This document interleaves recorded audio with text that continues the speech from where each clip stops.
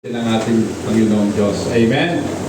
Wala pong hihigit pa sa ating Panginoon. Amen? Kung ang pag-uusapan po ay ang kanyang kadakilaan, higit pa po siya sa pinakadakilang tao na nakilala ko. Amen? Hallelujah! Pagdating naman po sa kagandahan loob, sobra-sobra ang kabutihan ng ating Panginoon. Amen. Kaya naman po, ngayon pong buwan ng Hunyo, unang linggo po at auno, mga kapatid. Amen. Tunay nga pong napakabuti ng ating Panginoon at tayo po'y pinagkalooban niya na pagkakataon na makapagtipong muli. At narito po tayo, mga kapatid. At ating pong pag-uusapan ang ating pong paksa sa loob ng isang buwan. Patungkol nga po ito sa justification. Bakit nga po ba ninais ko na ating pong pag-usapan ang paksang justification o ang pagpapawalang sala? Amen. Mahalaga po na alam po natin yan sapagkat yan po ang katotohanan na tayo pong lahat ng mga tao ay mga makasalanan. At maliban na tayo po ay i-declare ng ating Panginoon na justified o sabihin ng Diyos na tayo po ay pinapawalang sala niya, saka lamang po tayo magkakaroon ng kapayapaan sa buhay nito. So bago po ako mangaral, mga kapatid, nais ko po muna na tayo pong lahat ay manalangin. Panginoong Jesus, muli po kami po ay nagpupuri sa iyo at nagpapasalamat sa iyong kabutihan at katapatan, Panginoon. Salamat po sa pagpapawalang sala mo sa amin. Ito, Panginoon, na lahat po kami ay guilty sa pagkakasala laban sa iyo. Subalit, hindi ko nga po lubos na maunawa ang Panginoon kung bakit sa kabila ng aming mga kasamaan, sa kabila ng aming pong mga nagawang pagkakasala laban sa iyo, kami pinatawad mo at itinuring mo na mga walang pagkakasala. Panginoon, hindi ko po alam kung ano ang dahilan kung bakit ginawa mo. Hindi lamang sa akin, kundi sa lahat ng iyong mga anak. Sa iyong mga pinili, Panginoon, na kaming lahat ay pinawawalang sala mo. Marami pong salamat sa oras na ito, Panginoon. Upang lubusan namin maunawaan ka at ang iyong mga ginawang pagpapawalang sala sa amin. Hinihiling ko po ang iyong pangunguna, ang iyong paggabay sa amin, sa amin pong pag-aaral at pagtalakay ng paksang ito. Totoo, Panginoon, it's hard to explain what is behind justification. But then, we trust in you, Lord Jesus. Na sa oras na ito, patuloy mo kakasangkapanin, gagamitin ang puso't isipan ng iyong alipin upang ipahayag ang iyong kalooban, Panginoon. At dalangin ko po sa aking mga kapatid na naririto at handang pakinggan ang iyong tinig, Panginoon. Ikaw po ang magbigay sa bawat isa ng kaunawaan. Ito po ang aming samot dalangin sa iyong makapangyarihan at banal na pangalang Jesus. Amen and amen. So, mga kapatid, our topic for today is justification by faith. Amen. So alam na po natin, mga kapatid, ang ibig sabihin ng justification. Sapagkat ayon nga po sa Bible Dictionary, ang justification po is a legal declaration issued by God in which He pronounces the sinners free from any fault or guilt and acceptable in His sight. Sa Tagalog, sabi po dyan, mga kapatid, ang pagpapawalang sala ay isang legal nakapahayagan. Pag sinabi pong legal or legal, ang ibig sabihin po niyan lawful or kaya legitimate. Amen. Sa Tagalog, mga kapatid, ito po'y naaayon sa batas. Kaya nga, justified ka. Amen. Ito po ay sinabi o idiniklara ng ating Panginoong Diyos ng kanyang sabihin na ang mga makasalanan ay ginagawa na ng malaya. Mula sa mga kamalian, mula sa mga kasalanan, at naging katanggap-tanggap sa kanyang paningin. That is the meaning of justification. So, ako po'y naniniwala na kahit na po matagal na po tayo sa Panginoon, but then hindi po talaga natin ma-define what justification is. Amen. At binabala ko nga po, next month, ang ating pong pag-uusapan is sanctification. Amen. Kasi magkakasunod po yan. Salvation, justification, sanctification, and glorification. So gusto ko po na aware po kayo. At aware tayo, mga kapatid. Alam natin. Para hindi po tayo madaya ni numan. At kung tayo po'y magtuturo, maituro po natin ang naaayon sa kung ano ang sinasabi ng banal na kasulatan. The person is declared to have met all that the law required and possess a perfect righteousness. Amen. So mga kapatid, kung titingnan po natin, ang tao daw po na idiniklara na mapawalang sala na ay sinasabi po na kanyang naabot o kanyang naganap ang kung ano ang hinihingi ng kautusan at siya nagtataglay na ngayon ng isang perpektong katuwiran. Ano ba ito, mga kapatid? Sapagkat ang sinasabi nga po, no man is righteous in the sight of God. Tama po ba? Sabi po sa Romans chapter 3, walang matuwid, wala kahit isa. All have sinned and fall short of the glory of God. Tama po ba? Pero bakit sinasabi diyan na nung tayo po ay na-justify ng ating Panginoon, na-met na po natin o naabot na po natin yung pong nire-require, yung hinahangad ng kautusan, at tayo ngayon nagtataglay ng katuwiran ng Diyos. Mga kapatid, nais ko pong ipangaral ang katotohanan na sa ating pong kalikasan, we are not righteous because we are all wicked. Amen? Lahat po tayo ay masama. Kaya nga po tayo naging sinners because we are all wicked.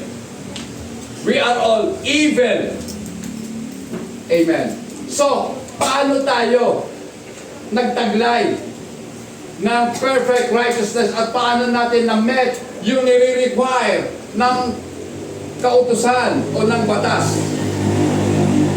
So, pag sinabi po kasing justification, ito po ay isang usaping nauukol po sa batas.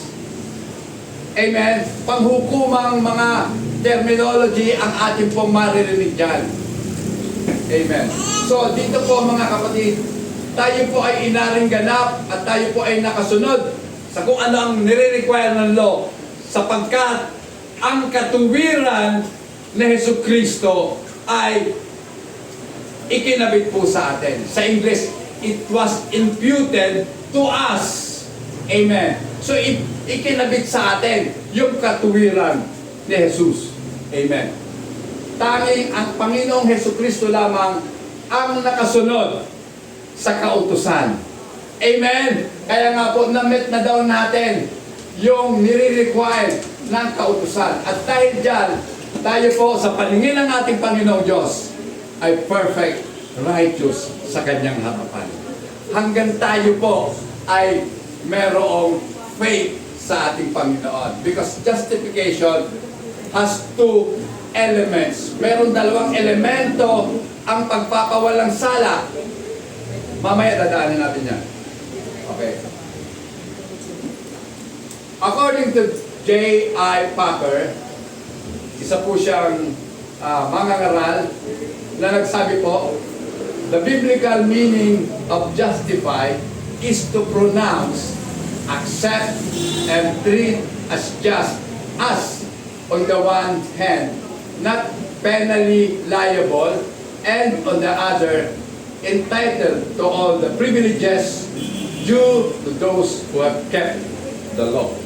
Mga kapatid, sabi diyan, ang biblical na kahulugan ng salitang justify ay ipahayag, to pronounce. So wala tayong ginawa, mga kapatid. Walang ginawa rin ang Diyos. Sinabi niya lang, because of your faith, you are pronounced righteous. Amen. Justified. Amen. So napawalang sala tayo dahil sinabi ng Diyos. Meron bang kukontra sa sinasabi ng Diyos? Siyempre wala. Pag sinabi ng Diyos, malaya ka, totoong malaya ka. Amen. Pag sinabi ng Diyos na ikaw ay napawalang sala na, paniwalaan mo. Kaya nga sinabi ko po kanina, kung bakit tayo ngayon nagtataglay ng kapayapaan sapagkat ito ang katotohanan. We are justified by our faith. Amen. Dahil kung wala kang pananampalataya, hindi kailanman ang tao napapawalang sala. Take note, mga kapatid, without faith, God cannot justify us. Dahil ang nag-justify yung faith, at yung faith bigay sa atin ng Diyos. Amen. Diba? So, dahil nagsalita ang Diyos, tinanggap ka ng Diyos. You are accepted as a beloved by God. Then, ito na, and trinato tayo ng Diyos bilang mga taong matuwid. Just. Amen. So kahit palpak pa lang buhay natin, dahil meron kang faith sa Panginoon, itinuturing ka ng Diyos na just. Amen. Alam niyo mga kapatid, yung pagsusumikap natin, yung paggawa natin para maging matuwid, papasok po yun doon sa sanctification. Pero sa justification, wala po yun. Justification is that it is the pronouncement of God. Nagkakaintindihan? Pronouncement lang yun ng Diyos sa atin. Kumbaga, hinatulang ka ng Diyos, not guilty. May reklamo? Oh. Kahit po yung pinakamagaling na mambabatas na trial attorney sa Pilipinas, sino bang pinakamagaling ngayon? Namatay na kasi mga kilala ko. May isa pang nabubuhay. Si Portul, si Topacio. Kaya naman, kung sino mga may kasalanan mayayaman, sila ang kinukuha. Di ba? Naintindihan niyo ako? Pero sa harapan ng Diyos, walang panama si Portul. Walang panama si Topacio. Lahat sila yuyuko sa Panginoon. Amen? Walang pinakamagaling kundi ang Panginoon. Lahat naman ang mga sinungaling. Amen. Pero ang Panginoon kailanman, hindi po sinungaling. Kapag sinabi niya, na-justify ka, justified ka na. Amen. Then, dahil ikaw ay justified, you are not penally liable. Ibig sabihin, hindi mo na pananagutan pa ang mga nagawa mong kasalanan. Dahil yan ay binayaran na ng ating Panginoong Jesucristo. Amen? So nakikita nyo ang connection? So, yung pong pagpapawalang sala sa atin, righteous yun. Katuwiran yun.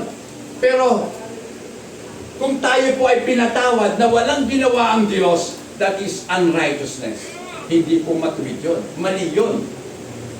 Amen? Halimbawa yung judge, sasabihin ka lang, ikaw, pinapawalang sala na kita. Bakit? Ako nga yung pumatay doon sa tao yun eh. Pinawalang sala mo. Dahil naawa ako sa'yo. Hindi lang dahil sa awa. Parang ka napawalang sala. Yung awa, kinumpasan ng Diyos ng bayan. Ibinigay ang kanyang buhay para sa iyong mga kasalanan. Amen? That is justification. Amen. Then, entitled na tayo ngayon sa mga privileges. Ano yung mga privileges na meron? Ang mga anak ng Diyos, pwede mo nang tawagin ang Panginoon, Abba, Father. Di ba? Pwede mo sa tawagin, time. Tulungan mo naman kami. O di ba? Para pag ang anak na naglalambing sa kanyang ama. Yung tatay sa Tagalog, sa Amerika, Daddy. Amen. Sa Aramaic, that is Abba. Amen. Kaya pwede mo nang tawagin ang Panginoon, Tatay. Dahil hindi lahat ng tao anak ng Diyos. Kaya nga, sa ikinurong panalangin ng Panginoon, ganito kayo manalangin, Our Father. So hindi lahat ng tao na dapat manalangin ng Our Father dahil hindi naman nila Ama ang ating Panginoon. Sino lang ang may karapatan? Yung mga pinili ng Diyos. Amen! Yan po yung totoo, mga kapatid. So, para bagang tayo po ay may pribilehiyo na para bagang tayo lamang yung mga nakatupad at nakasunod sa kautusan ni Moises. Bakit? Hindi ko naman sinunod yun eh. Totoo, hindi talaga natin masusunod. Kahit anong pagsusumikap natin na sundin, ang kautusan, hindi talaga natin masusunod. At yan ang dahilan kung bakit ang ating Panginoong Diyos ay nagkatawang tao upang sundin niya ang kautusan. Dahil siya lang ang pwedeng makasunod. Amen. Nung masunod niya na ang kautusan, lahat ng tao na sasampalataya sa Kanya ay itinuturing na napawalang sala. Amen. At hindi po lahat ng tao maniniwala. Amen. Sino lang ang maniniwala? Yun lang kanyang mga pinili. Amen. Yun lang kanyang mga tinawag. Yun lang mga taong na born again. Sila lang ang mga sasampalataya sa Kanya. Amen. Kaya sila lamang ang ma-justify sa harapan ng ating Panginoong Diyos. Amen. Ngayon, yan. Meron pa tayong mababasa dyan na forensic. Ano bang ibig sabihin na forensic, mga kapatid? Amen. Pag sinabi po kasi forensic, ito po ay naaayon sa batas. Amen. Kasi may dalawang uri po ng forensic. Halimbawa, sa mga ebidensya na kinakalap, diba? Sa hukuman, mas pinaniniwalaan ng Diyos yung mga forensic evidences. O sa hukuman ng pantao, mas pinaniniwalaan ng mga hukom yung mga forensic evidences kaysa sa confession. Sa Pilipinas, pinaniniwalaan ng mga hukom and mostly, yan po talagang kalakaran, confession. Sino ba naman di aamin kung ikay bubugsarado na? O di ba? Electrocuted ka pa. Yung bang kinukuryente para lang umamin. Pero sa Amerika, hindi po ganun. Forensic. Ano yon? Talagang, halimbawa, ginamit ko sa sakyan, sa krimen. Hahanapan yan ng mga bagay na kung saan naganap ang krimen. Halimbawa, sa lupa, hindi po sa kalsada na sementado. Pag sa lupa, kukunan yung tire, yung gulong ng mga lupa doon. Then, ikukumpara doon sa pinanggalingan o doon sa pinangyarihan ng krimen. Yan po yung mga forensic. Then, yung sukat ng sapatos ng krimen, pag mayroong mga pakat, alam mo, mga kapatid, sa totoo lamang, bilang mga tagapagturo, kinakailangan talaga well-read ka, nagpapasa ka. At yan po ang, mula noong bata pa ako, nakahilig ko na talaga magbasa. Kaya, naiintindihan ko po, konti lang, pagdating po sa mga bagay na panghukuman. So, ganun po talaga mga kapatid. Pero sa Pilipinas, confession lang. Pag inamin lang, may pang di ka umamin, hindi ka lang pipilit. kumbaga mapapawalang sala ka. Kaya nga, meron tinatawag na guilty plea or not guilty plea. Sabi, not guilty ako. O, sige, papatunayan mo talaga not guilty ka. O, diba? So mga kapatid, ganun po yun. Ganun po kahirap sa atin na makuha ang totoong katarungan. Sapagkat hindi po gumagamit ng forensic. Bihira lang po yan. Kilala niyo siguro si Raquel Fortun. Raquel Fortun. Isa po siya forensic na ano ba yan? Doctor. Ibig sabihin, siyang kinukuha talaga ng mga kaso na matitindi. Kasi ang kanyang evidensyang kakalapit ay batay sa forensic, mga kapatid. Yung mga DNA ng tao, yun po ang kinukuha niya. So, mga kapatid, denoting a judicial act of administering the law, in this case, by declaring a verdict of acquittal, and so excluding all possibility of condemnation. Justification thus settles the legal status of the person justified. So mga kapatid, kahit na po tayo ay justified na sa harapan ng Diyos, pero sinesettle pa rin. So inaayos pa rin ng Diyos ang tunay nating kalagayan bilang mga taong napawalang sala na. So kinakailangan nakikita po kasi yung pruweba na tayo po ay totoong napawalang sala na. Ano ba ang mga pruweba? May kapayapaan ka na ba? Sa Diyos. Amen. Kasi ikaw lang ang makakapagsabi niyan na kung meron ka ng kapayapaan. Kasi pwede mo naman pikein pwede mo naman dayain ang ibang tao na sa pakikitungo mo sa kanila, masaya ka. Amen? Pero deep inside, dito, malungkot ka. Ibig sabihin, hindi totoo. Fake. Amen? So hindi ka talaga justified pa kasi kung totoo na pawalang sala ka na, happy ka na. Amen? At ipinapakita yung kasiyahan ng kalooban sa pamamagitan ng ating pong mga ginagawa. Amen. Na kahit na nakakaranas tayo ng kahirapan sa buhay, still, masaya ka. Hindi ka nagmumormor. Hindi tayo nagreklamo sa Panginoon. Lord, bakit? Kung kailan ako naging mabuti. Huh? Naging mabuti ka talaga. Sa sinabi mo pa lang na naging mabuti ka, sala ka na kagad doon. Amen? Sapagkat hanggang ngayon, hindi pa rin tayo mabuti. Isa pa rin ang mabuti, ang Diyos pa lang.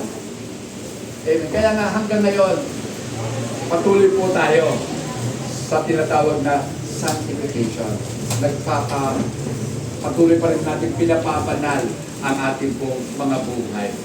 Ibig pong sabihin ng pinapapanal, hindi yung hindi ka nagkakasala, kundi ginagawa natin naiiba ang ating buhay kaysa sa buhay ng mga taga-sanlibutan. Amen. Yan. So, according to Baker's Dictionary of Theology, yan. Ito na po yung diksyonaryo na ang gamit po natin ay Baker's Dictionary. Upon examination, so meron po talagang pagsusuring gagawin. If a person is found to be guilty of any sin or lacking in righteousness in the least degree, he falls under the sentence of condemnation. Totoo naman di ba? Pag ikaw ay nasumpungan na guilty o nagkasala o kaya nagkukulang ka ng katuwiran na hinihiling ng Diyos, so tayo po ay nasa ilalim ng sentensya ng condemn, guilty. Amen? Nakakaiyak yun pag narinig mo. Sasabihin ng opo, guilty beyond reasonable doubt. Diba? Pastor, pwede ka na palang attorney. Joris Teco. Ayoko maging attorney, mga kapatid. Sapagkat nandoon po yung kasinungalingan na gagawin ko. Sa ayaw sa hindi magsisinungaling ka bilang abogado. Hindi totoo yung magsasalita ka ng nothing but the truth. Alam niyo mga kapatid, sa mga korte, ginagawa lang nilang kalokohan ang Biblia. Bakit ito nasabi? Susumpa-sumpa ka pa sa Bible, tapos sinungaling din naman ang sasabihin mo. Di ba? Ay nako, yan ang mundo. Ganyan po ang tao. Hanggat magagawang umiwas sa parusa, iiwas. Pero sa Diyos, walang makaiiwas. Amen. Therefore, only those who have perfect righteousness are justified. Naku, napakahirap naman yung pastor. Di ba? Sabi dyan, at dahil dito, tanging sila na nagtataglay ng perpektong katuwiran ang makapawalang sala. Eh paano yan? All have sinned and fall short. Diba? Lahat nagkasala, hindi tayo natuloy. Totoo, hindi talaga. Pero yung justification is declaration. Sinabi ng Panginoon, yung tao yan, I declare, right siya. Or justified siya. May magagawa ba? Ang buong. Kung lang nagsabi, justified na siya. Napakasarap mga kapatid, ano? Kasi sa hukuman ng langit, ang tatay yung abogado natin, yung advocate po natin, yung defense attorney natin, si Jesus Christ. Ang hukom, Jesus Christ pa din. Talo ka kaya? O, di ba? Ang prosecutor natin, ang umuusig sa atin, si Satanas. O, sabihin sa Satanas, hoy, Jesus, makasalanan yan eh. Di ba? Mandarambong yan. Mangangalunya yan. Sinungaling yan. O, di ba? Kung ano-anong ibabato sa atin ni Satanas ng mga, totoo naman ng mga kasalanan natin. Pero sasabihin ng Panginoon sa kanya, Satan, nakalimutan mo ba? Pinatawad ko yan. Pinili ko yan. Kinahabagan ko yan.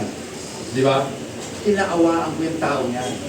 Kaya, absuelto na siya sa kanyang kaso. May magagawa ba si Satan? Wala. Kasi magagawa. That is justification. So, paano tayo na-justify? Kaya hindi naman tayo perfectly righteous. Dahil ikinabit sa atin yung righteousness ni Jesus Christ. Kumbaga, nagpalit lang. Kung paano pinalitan tayo ni Kristo sa krus. Yung karumihan na taglayin natin, hinubad niya at isinuot sa kanyang sarili. At yung hinubad niyang katuwiran niya, ibinigay sa atin. Kaya sa tingin ng Diyos, lahat tayo ay matuwid sa harapan niya. Palakpakan po natin. Yeah. There are two methods of justification set forth in the Scripture. May dalawang paraan, methods, kung paano ang tao napapawalang sala. Pag-usapan natin, ito yan o. Una, justification by works. Gusto niyo ba na ma-justify kayo o mapawalang sala kayo sa pamamagitan yung mga ginagawa? Siyempre, hindi kaya yan, Lord. So, huwag na lang yan. Mahirap yan eh. Kasi, it is a legal methods. Legal po yan. At ang ikalawa, eto na, justification by faith. Una, justification by work. Ikalawa, justification by faith. At itong justification by faith is the gospel method. Ito po yung itinuturo ng mabuting balita. Amen. Yung justification by faith. Napawalang sala ka dahil sa iyong pananampalataya. Hindi sa pamamagitan ng iyong mga ginagawa. Oo, gumagawa tayo ng mabuti. Pero tapos na po. We are justified first before we can do good thing. Di ba? Dahil hindi ka magkagagawa ng mabuti kung hindi ka pa ginawang mabuti. Tama ba? Kasi kung ano ka, yun po yung magagagawa. Kung ano ka, yun din ang iniisip mo. Di ba? Kung ikaw ay magnanakaw, ang utak mo magnanakaw. At ang ginagawa mo pagnanakaw, magnanakaw ka nga. Pero kung mabuti ka ng tao, ginawa kang mabuti ni Kristo, siyempre mabuti lang iniisip mo. Good works. Diba? Kaya nakakagawa ka na ng mabuti. Pero hindi yan ang batayan upang ikaw ay napawalang sala ng Diyos. Dahil yan ay bunga na lamang ng pagpapawalang sala sa atin ng Diyos. Amen. So mga kapatid, pag-usapan natin ang first method. It requires that men perfectly obey God's law. Okay, pag-ibasa nga po, Romans 2:13. Okay.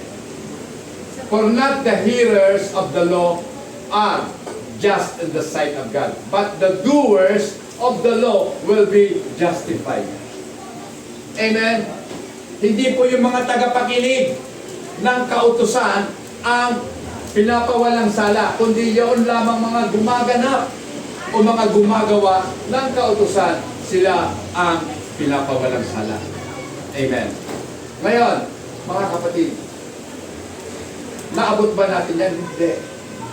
Although we hear God's law, lahat tayo nakikinig ngayon, pero nagagawa pa natin yung mga itinuturo sa atin? Siyempre, hindi. Tama ba? Malakas ang loob kong sabihin, siyempre hindi. Kasi ako mismo hindi ko yung nagagawa. Amen? Epokrito ako kung sabihin ko nagagawa ko yon. At pag nagawa ko na yon, hindi ko na kinakailangan ng Diyos. So hanggang ngayon, kailangan ko rin ng Panginoon. Bakit? Kasi hindi ko nagagawa ang mga dapat kong ginagawa. Amen. So, Paul is not saying that anyone can keep the law, but is saying that if anyone does, he will receive eternal life as his reward. Ngayon, sabi ni Paul, hindi ko ito sinasabi para sabihin sa inyo na may tao nakagawa ng kautusan. Kundi, sinasabi ko ito na kung ang sino man nakagawa, siya'y tatanggap ng ano? Ng reward. Ng pabuya. Ito ay buhay na walang hanggan. Natatanggapin niya mula sa ating Panginoon. At dahil kung ang buhay na walang hanggan ay pabuya para doon sa mga tao na nakagawa o nakatupad ng kautusan, di ibig sabihin mga kapatid, walang tao na pupunta sa buhay na walang hanggan. Kasi wala namang nakaabot eh. Di ba? Walang nakaganap na ang buong kautusan ay masunod mo. Wala. Kaya ngayon, ang ginawa ng ating Panginoon, ibinigay ang pananampalataya. Na hanggat nasa sayo ang pananampalataya. Dahil ang pananampalataya ay ang paniniwala at pagtitiwala sa ating Panginoon sa kanyang mga ginawa at sa kanyang mga gagawin pa para sa atin. So, dahil sa pananampalataya, kaya naman tayo magkakaroon ng eternal life. Amen. So, he makes it clear mula po doon sa Romans chapter 3 verse 9 hanggang 20. Huwag na natin basahin yan. That no one, pero pagdating sa bahay, basahin nyo na lang yan ha, pag-aralan nyo. That no one can fulfill the law's demands, for all men are under the power of sin and without any righteousness whatsoever. So walang tao na nagtataglay ng katuwiran sa kung ano ba man. Wala. Dahil lahat ng tao ay nasa ilalim ng kapangyarihan ng kasalanan. Amen. Kaya nagagawa natin puro kamalian at kasalanan. Amen. Therefore, Paul concludes that no human being will be justified in God's sight by the works of the law. Ito na lang basahin natin. Romans 3:20, ano sabi? Walang tao mapapawalang sala sa paningin ng Diyos sa pamamagitan ng pagsunod sa kautusan, sapagkat ang ginagawa ng kautusan ay ang ipaalam sa tao na siya'y nagkasala. Amen. Therefore, kaya nga, yan po ang Tagalog ng therefore, kaya nga, sa paggawa mo o sa pagsunod mo sa kautusan, walang sino mang tao na mapapawalang sala sa paningin ng Diyos. So kahit nasundin mo pa yung 10 Commandments, kung masusunod mo nga, at kung masunod mo, hindi ka pa rin mapapawalang sala. Dahil alam ng Diyos hindi mo talaga masusunod. Amen. For by the law is the knowledge of sin. Bakit ba ibinigay ang kautusan kung hindi naman masusunod? Di ba? Sapagkat ang dahilan ng Diyos kung bakit ibinigay ang kautusan ay para malaman ng tao na siya'y makasalanan. Amen? Diba? Para malaman mo na ikaw ay makasalanan. Kaya ibinigay ng Diyos ang kautusan. Diba? Kaya hindi mo na ngayon masasabi, bakit wala naman akong kasalanan eh. Pero may mga taong nagsasabi ng ganyan, wala naman akong ginawang kasalanan ah. Alam niyo, mga kapatid, sa pagsabi niya pala na wala siyang ginagawang kasalanan, kasalanan na kaagad yun. Amen? Dahil sinasalumat niya ang salita ng Diyos na nagsasabi, lahat ay nagkasala, walang matuwid, wala, kahit isa. Amen. The law saves no one, it only makes sin known. Di ba? Ang kautusan o ang pagsunod sa kautusan ay hindi po nagliligtas kanino man. Hindi po tayo may liligtas ng pagsunod sa kautusan. Sapagkat ang kautusan ay it only makes sin known. Ang salitang makes, ang ginagawa lang daw ng kautusan ay para ipaalam sa iyo na ikaw ay makasalanan. Amen. Diba? Ngayon, pag-usapan na natin yung ikalawang methods o paraan. Sabi dito, ito ay inialok sa mga tao whereby they may be justified through faith. Ibinigay sa tao upang sa pamamagitan ng pananampalataya sila ay mapapawalang sala sa harapan ng Diyos. Ano yon? Justification by faith. Diba? Tayo po ay mapapawalang sala by our faith in God. Ibig sabihin, kung ngayon, hindi ka na naniniwala sa Diyos, sorry to say, wala ka na. You are not saved. Amen? Yan po yung aral ng Biblia eh. Wala akong magagawa. Kung ngayon, hindi ka na naniniwala sa Diyos, dahil kung naniniwala ka, dapat sinusunod mo ang Diyos, sorry to say, you are not saved. Eh, Pastor, paano yun? Eh, may mga hadlang kasi. Alam niyo, hadlang? Bakit? Hindi mo ba alam na lahat ng mga hadlang, lahat ng mga obstacle, pwede natin masabi, ito'y gawa ng Diyos at o gawa ng demonyo. At kung ito ay ginawa ng Diyos, ibig sabihin lang yan, gusto ng Diyos na lalo kang magtiwala sa Kanya. At dahil kung nagtitiwala ka sa Kanya, magagawa mo na malagpasan ang mga pagsubok na yan.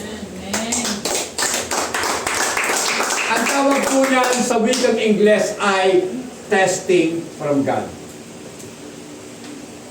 Pero kung ito'y galing sa demonyo, ang tawag doon ay temptation from the devil.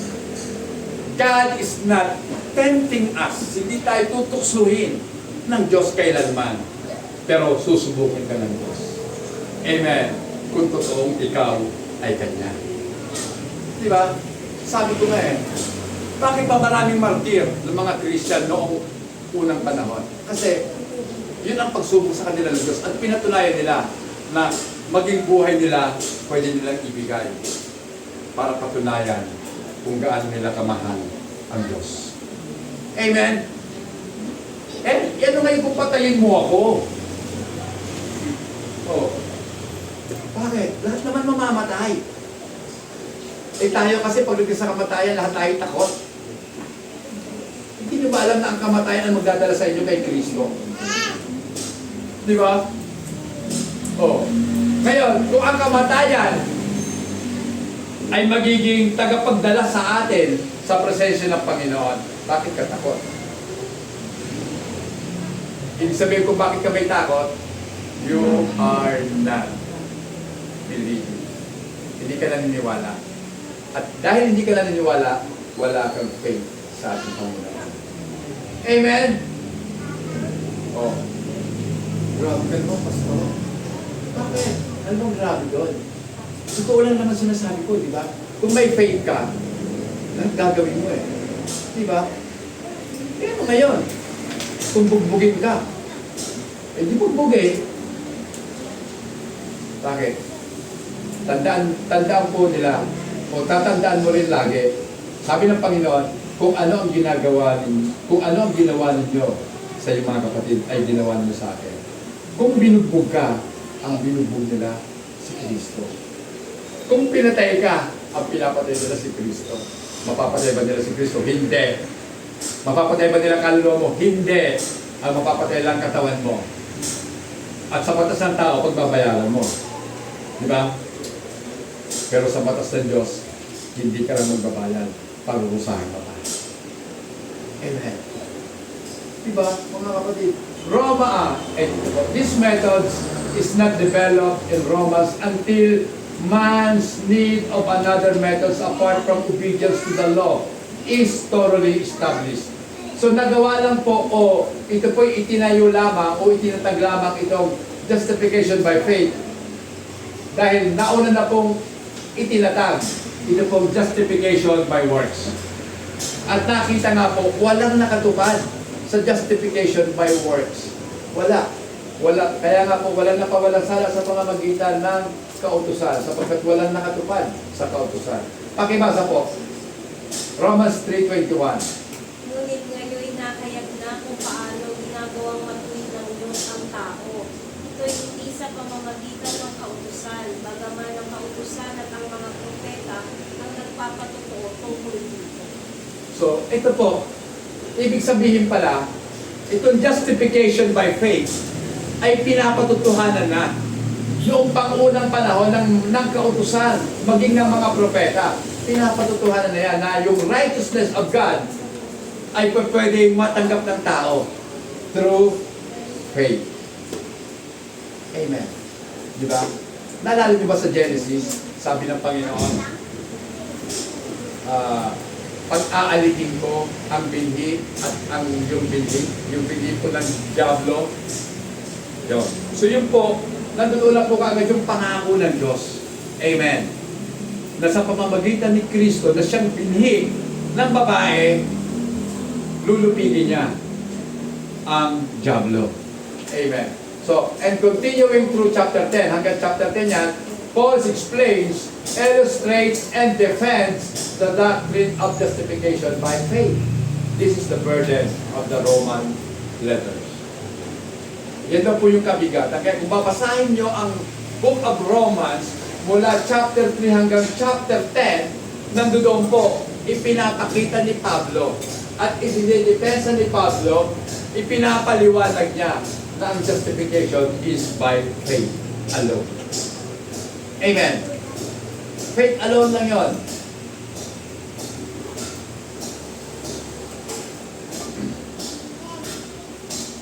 All men are sinful and cannot possibly be justified on the ground of their own personal righteousness or legal obedience.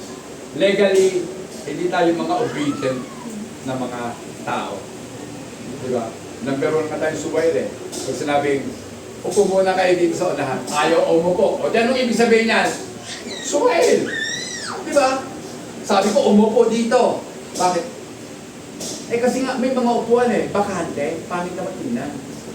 Mas nalapit kasi sa akin eh. Tumatas ka laway mo. Ba't mas na lang kaya ako? Listen mo.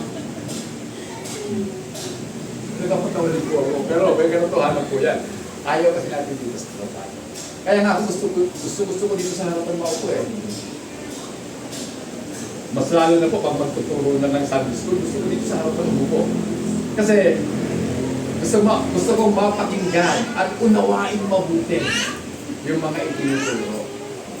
Di ba? Kahit nung ako'y nag-aaral pa ng elementary, palabas ka, letter A, nasali na pa ako sa unahan. Sabi ko, kailan kayo mapapalitan ko ng letter A naman doon sa dulo, sa hulihan. At yung mga letter Z, B, o W dito sa harap.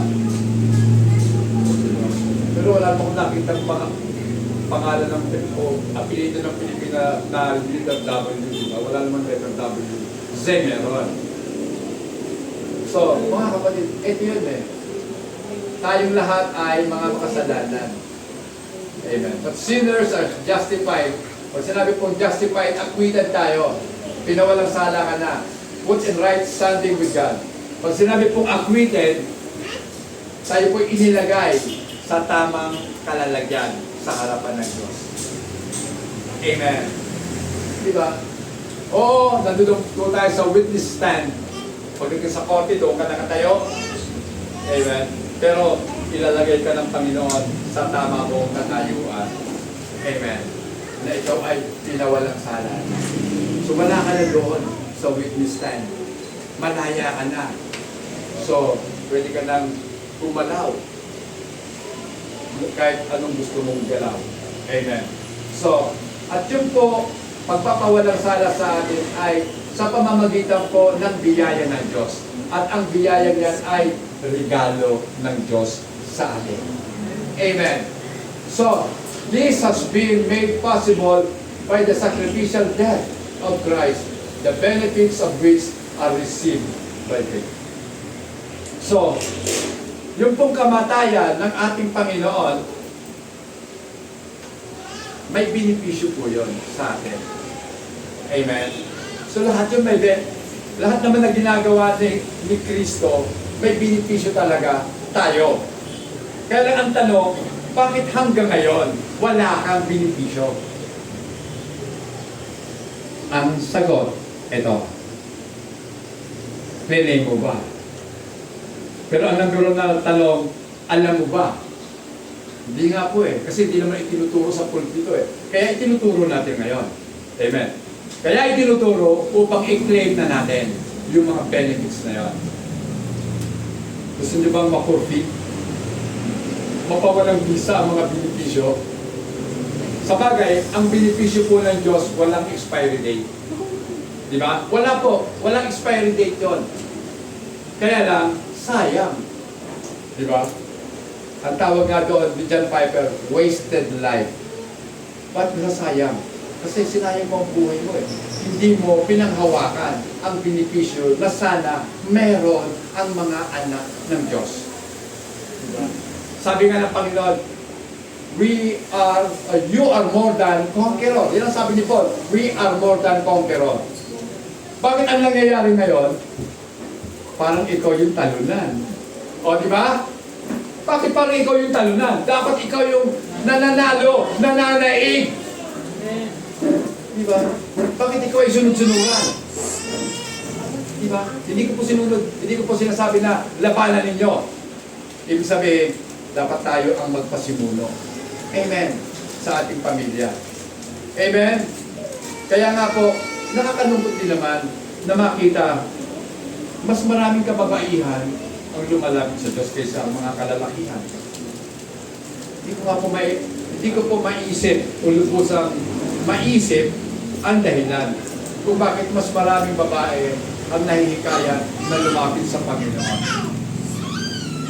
Ayaw ba nandiyo sa lalaki? Gusto ko rin siyempre. Pero nakita ko ang posibleng maging dahilan. Kasi ang mga babae, ginagamit kasi nila damdamin nila. Ang lalaki, ginagamit ito. At bihira sa lalaki na meron ito na may kalakip na unawa. Oo nga, matatalino kayo, pero wala naman kayong unawa, bali wala katalinuhan.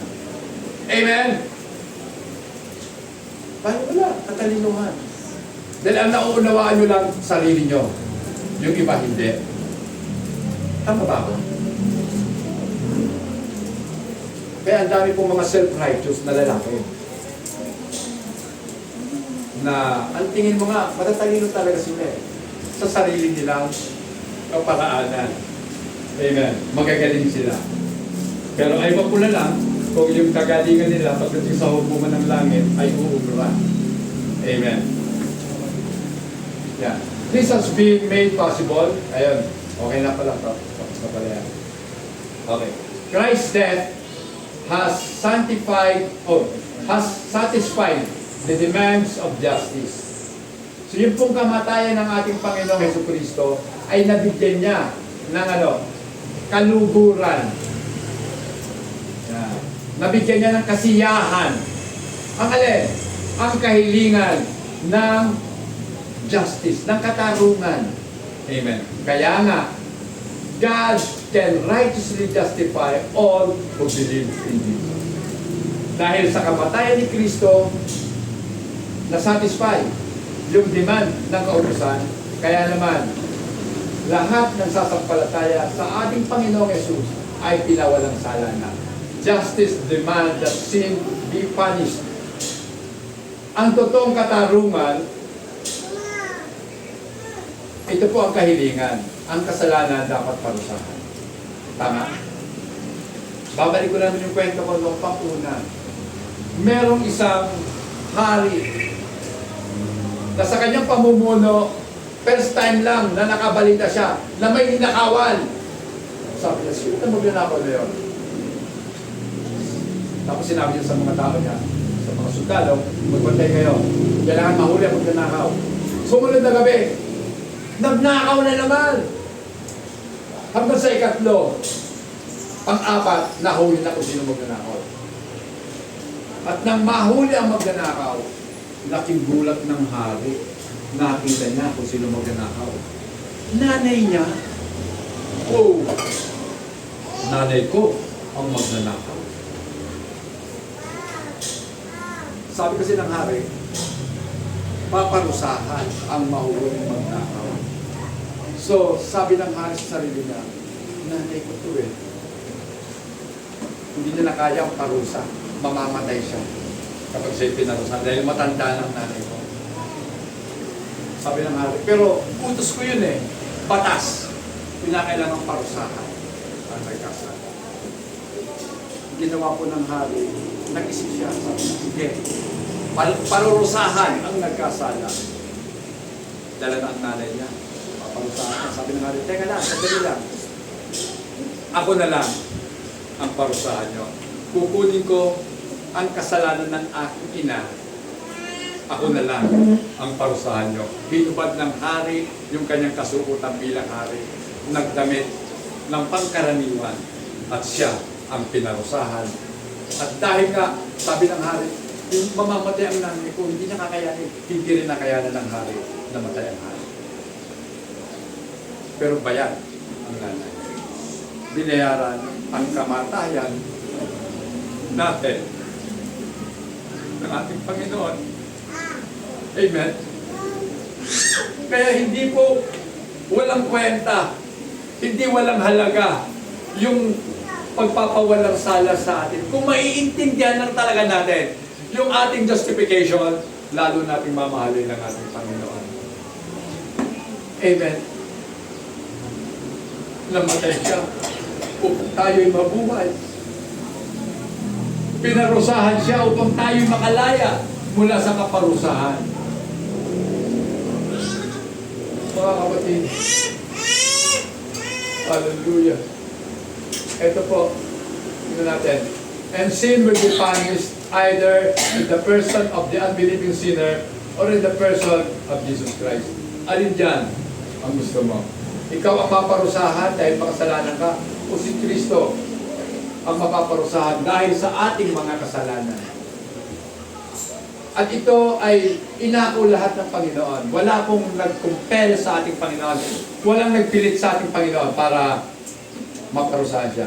Kusang ibinigay ang sarili bilang kapalit natin. Pakibasa po. Romans 5:8. Ngunit pinatunayan ng Diyos ang kanyang pag-ibig sa atin nang mamatay si Kristo para sa atin nang tayo'y makasalanan pa. Ito po yung kadakilaan ng pagmamahal ng Diyos. Na kahit kalaban natin ang Diyos, kaaway natin ang Diyos eh. Pero namatay siya. Namatay si Kristo para sa atin. Sa panahon na tayo ay mga nakasalanan. Diba? Kaaway eh. Pero minahal ng Panginoon. Kaya nga, dito ko naalala kung bakit sinabi ng Panginoon, mahalin ninyo ang inyong kaaway. Amen. May kaaway ka ba? Mahalin mo. Amen. Yan ang mga anak ng Diyos. Amen. God being just now justly declare a sinner to be free from guilt. Ngayon nga, na tayo ay mga pinatawad na. Now, justly, ang Diyos na nagpatawad ay i-declare tayo. Siya'y nagpahayag na tayong mga makasalanan ay malaya na mula sa ating mga kasalanan. How can this be? Paano ba mangyayari ito?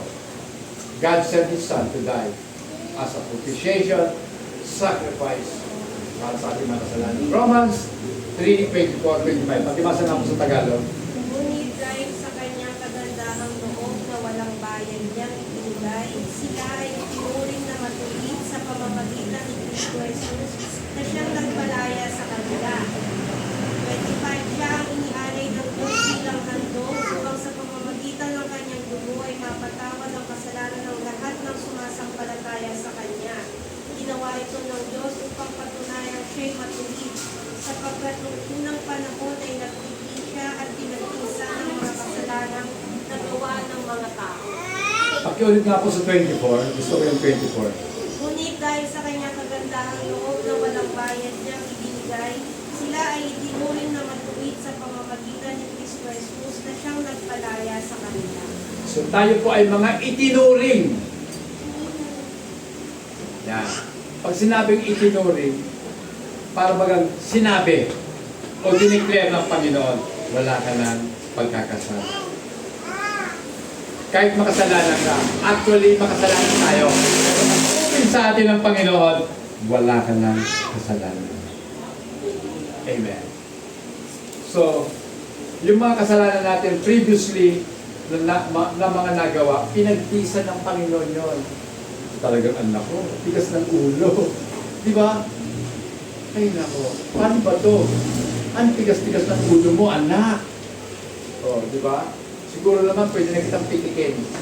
O, pinalo ka ngayon. Ito na. For when we are in...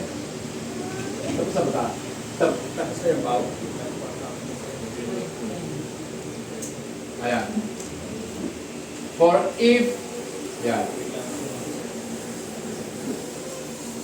Okay.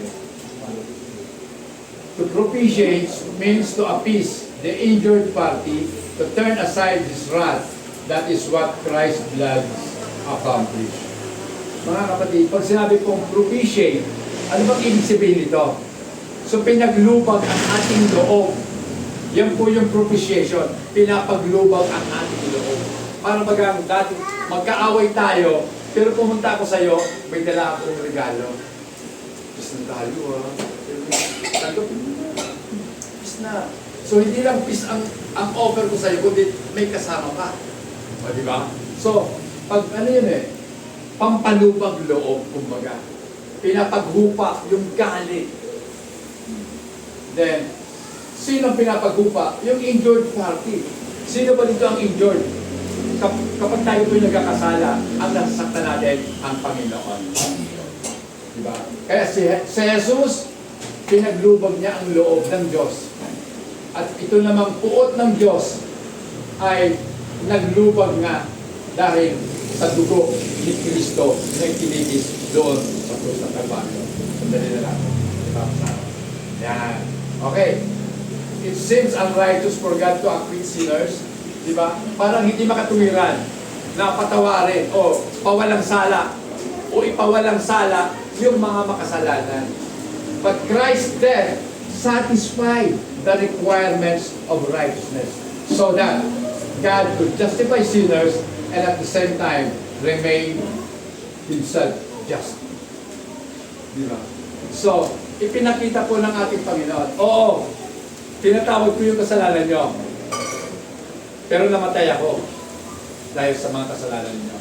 At dito nga po, sa pamamagitan ng kanyang kamatayan, nanatili pong matuwid ang Diyos. Christ's death reconciles us to God. Amen. Pakibasa nga po. Romans 5:10. Dahil tayo'y mga kaaway ng Diyos, kundi tinanggap na niya tayo bilang mga kaibigan sa pamamagitan ng pagkamatay ng kanyang anak. At dahil dito, tiyak na maliligtas tayo sapagkat si Kristo ay buhay. Next. Ano pa yung pagsusunod na verse na? Pakibasa po, 2 Corinthians 5:18 hanggang 21.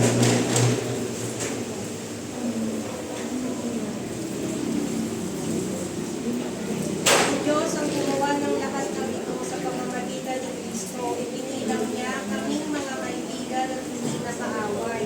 At pinagkatiwalaan niya kami upang maglingkod nang sa gayon ng mga tao ay maging kaibigan niya. Ang ibig sabihin, sa pamamagitan ni Kristo, ang mga tao ay ipinilang ng Diyos na kaibigan at hindi na niya tinatandaan ang kanilang mga kasalanan. At kami naman ay inatasan niya ang pamamagitan ito.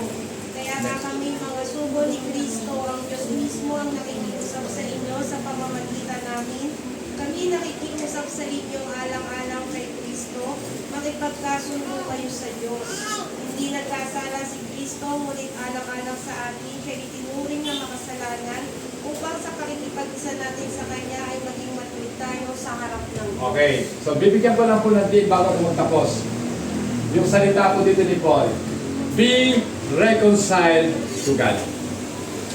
Makipagkasundo nga kayo sa Diyos. Kanino ba sinasabi yan? Doon po sa mga sumasampalataya sa ating Panginoon, makipagkasundo kayo kay Kristo. Amen. Huwag niyo nang gagawin pa ang mga bagay na ikinalulungkot ng ating Panginoon at nakapaghihiwalay sa atin sa Diyos. Although ligtas tayo, pero feeling natin malayo tayo sa Diyos. Ayaw ko ng gano'n. At tiyak, ayaw nyo rin naman ng gano'n, mga kapatid. Mas masarap mabuhay sa pananampalataya na tayo po ay nakikiisa at kaisa ng ating Panginoon. Tumayo po tayong lahat mga